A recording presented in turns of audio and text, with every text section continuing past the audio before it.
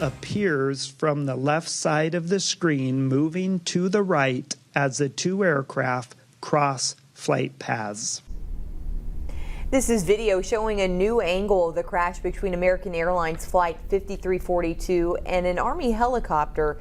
67 people were killed in the crash that happened back in January. Today, the NTSB beginning day one of a 3-day investigative hearing looking into factors that may have led to that midair collision. Fact finder investigator Dylan Domingue has been listening into that hearing all day and breaks down some of those key takeaways from day one. Dylan? Yeah, Mike, Rachel, two key findings from today. The first one, the Army helicopter involved in the crash was flying higher than what is allowed near the airport, and that some officials had known about the dangers of the route the helicopter was on prior to the crash, but changes were not made until afterwards. Now, during today's hearing, we learned that at the time of the collision, the helicopter was not supposed to be flying above the 200-foot altitude limit, but the midair collision took place at 278 feet. And while new audio shows the pilot was told twice to drop to 200 feet, the pilot may have believed they were flying lower than they actually were. That's because new data shows the helicopter was flying 80 to 100 feet higher than the altimeter was showing. The NTSB actually tested other helicopters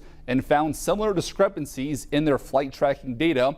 But Army officials today testified that a discrepancy of 100 feet is not a cause for concern. But the NTSB says when it comes to a busy airspace like DCA, there should be zero tolerance for a discrepancy. And you're telling me it's going to be 2 months before you tell them that there's a discrepancy in their altitude? Could you hurry it up? Yes, sir. We would do, that's a worst case scenario. We'll do everything to exceed that time frame. How about telling them now? We are in public testimony, and so we have put it out there in public testimony. I hope every Army aviator is not having to watch the NTSB.gov live stream to figure out that there's a discrepancy in their altitudes of the planes that are flying around us. And at the time of the crash, the NSTB technology, so that's the technology that sends out helicopters' location, was also not turned on and was not working at the time. Learned a lot just day one. So still a lot of questions about the route of that helicopter, how it ended up in the path of that plane. But today we're also learning these concerns have been brought up before.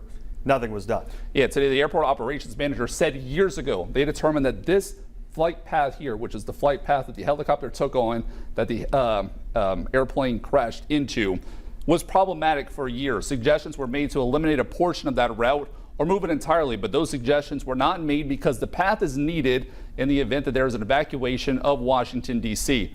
Back in March, the FAA did permanently close a portion of that route, but only after the midair collision occurred. All right, thank you, Dylan. Day two of those hearings will start tomorrow at 8 o'clock in the morning. We'll have coverage on KWCH.com and the 12 News app. Dylan will be on there as well, helping to break down some of that. You can watch it wherever you stream 12 News. That includes Roku, Apple TV, and Amazon Fire.